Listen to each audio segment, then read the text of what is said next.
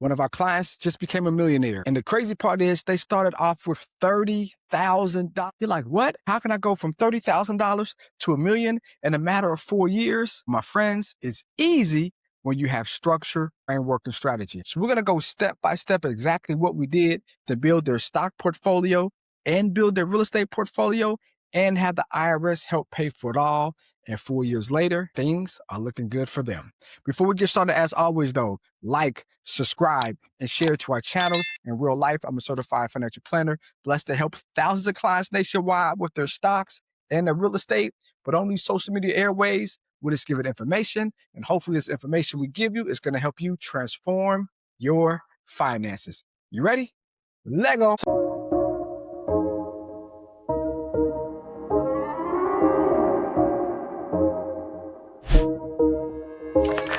Wanna get paid, tired of making the money mistakes. Make a payment on your bills and you still late, yeah. Pay for profits to help you seek change, and you just wanna get paid, yeah. Tired of making the money mistakes. Make a payment on your bills and you still late, pay for profits to help you seek change, yeah. Cut the show and just listen. You wanna feel empowered by making money decisions. Residual by the hours can get you a better living.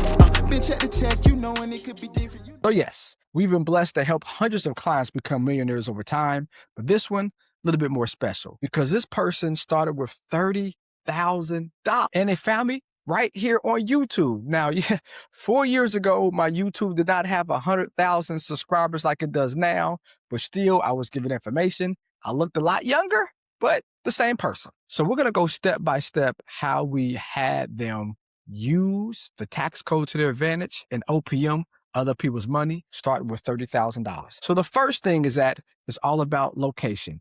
This person lives in California, but we want to be the strategic because for you to make money, we like to have it in real estate.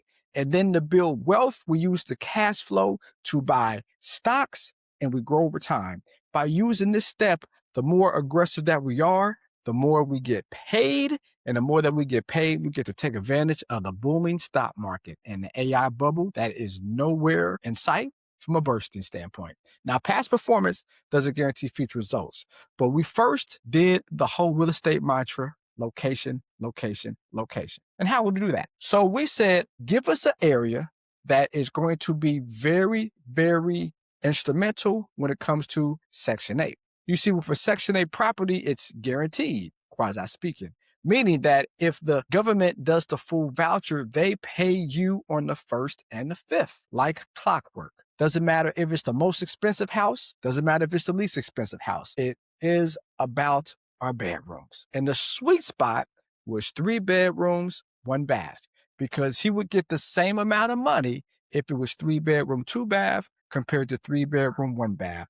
So we said, let's look at a place in the country that unfortunately has a higher than normal poverty rate. That's going to have him more likely to get Section 8 quickly, more people that's staying 100% funded by the government.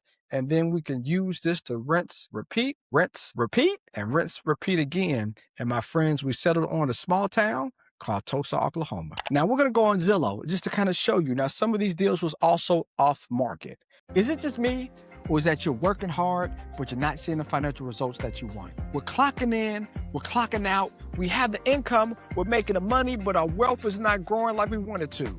Well, my friends, it's not your fault. You know why? Because we're never taught how money works. We're taught how to spend it, but we're not taught how to leverage the money that we're making right now to build wealth. Now, wealth, it comes in all different shapes and sizes. The question is, how much wealth do you want for you and your family? But the best part about it is help us on the way.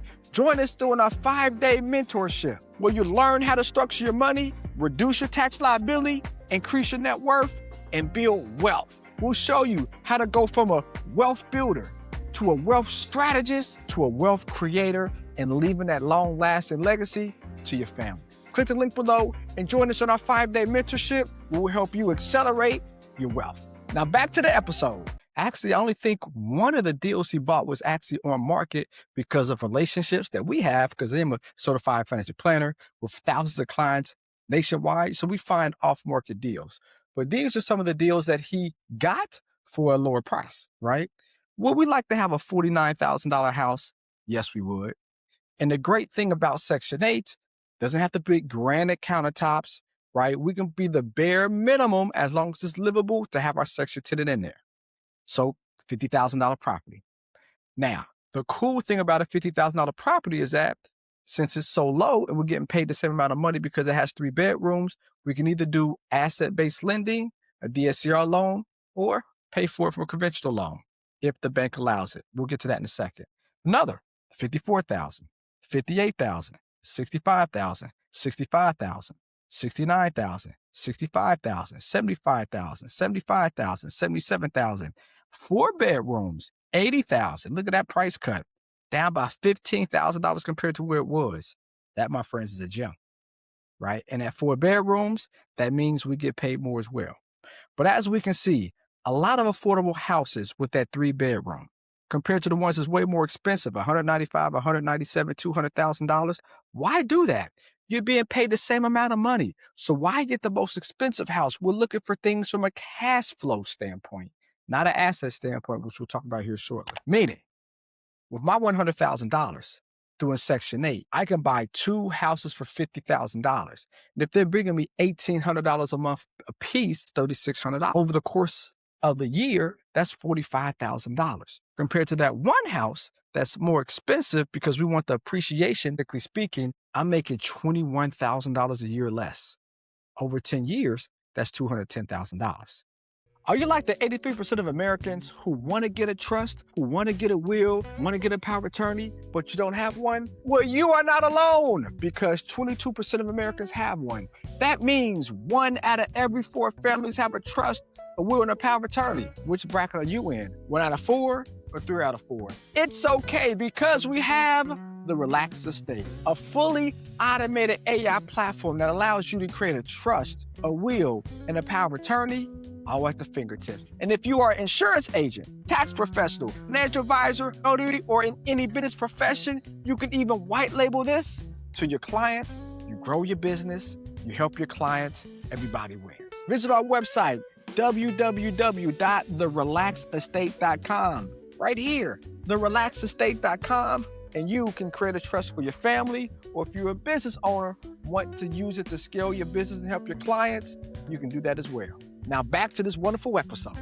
My friends, when we go into real estate, especially Section 8, we need to make sure that we get the biggest bang for our buck, and that starts with buying the property at the lowest amount. So what do? Because again, he only had $30,000 to start with. Well, the first thing we bought, the first property was actually a $42,000 property, right? And we did what you call a DSCR loan.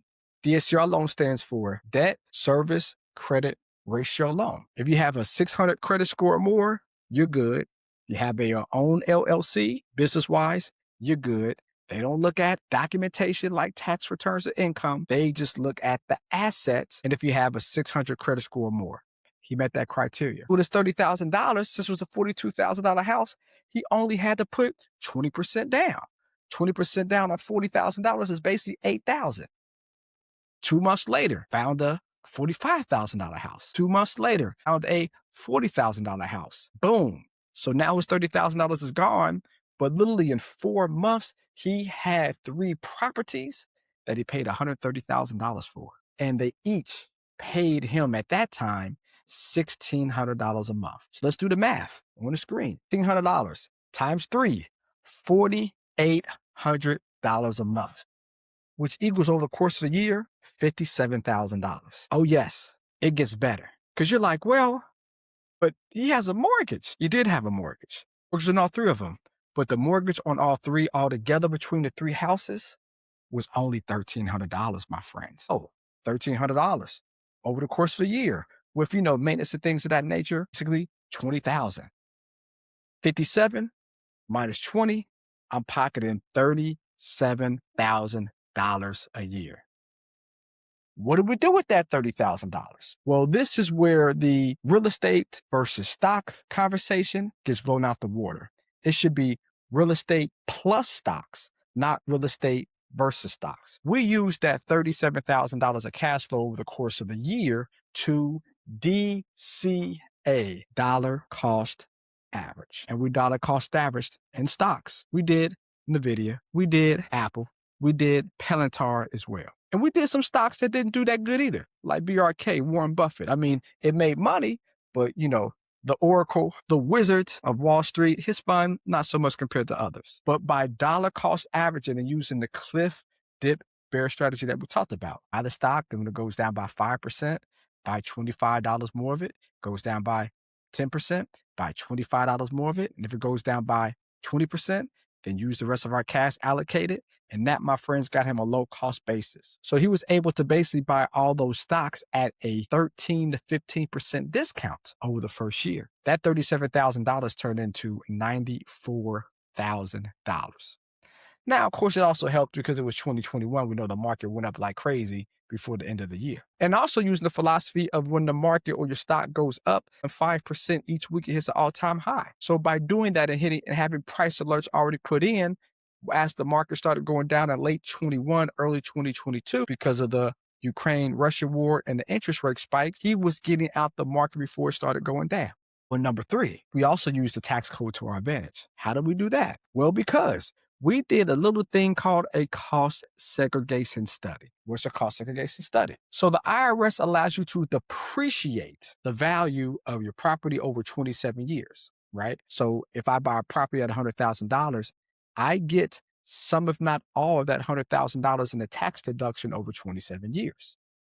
But by doing a cost segregation study, I don't get that $100,000 or up to $100,000 tax deduction in 27 years. I get it in 5 years. He got about 70%, not 100. So using $120,000, 70% of that made him feel good. $80,000 of tax deductions over 5 years. And what do you think he did with that? Well, he got a lower tax liability. With that lower tax liability, he said, instead of getting this big old refund, because he's a W-2 employee still, I'm going to make sure that they don't take out as much out of my check, not as much tax, because I normally get some more money back at the end of the year, or in this case, have a lesser tax liability. So now we have more money in his pocket on a month-to-month basis to do what? Put money in his 401k. So now the money's growing in his account with us, his 401k is growing, and he's having tax deductions because his money's being put in the 401k. His 401k grew to $180,000 over that 5-year time period when he started with $10,000. Because he was putting so much more in his 401k and his company matched. And again, we was being strategic with the investments. Easy math. 5 years later, $180,000 in his 401k. His stock portfolio now, $120,000. That's $500,000. How did he now have $1 million? Well, my friends, do you think he stopped at 3 properties? No. Every single year, the past 5 years, we bought 3 properties. Now he has 15 properties. Do the math on that cash flow wise. Remember, he's getting about $1,800 per property. So $1,800 times 15, that's $27,000 a month. $33,000 a year. Now, yes, of course, he does have a mortgage. Mortgages and all those, they're being paid down.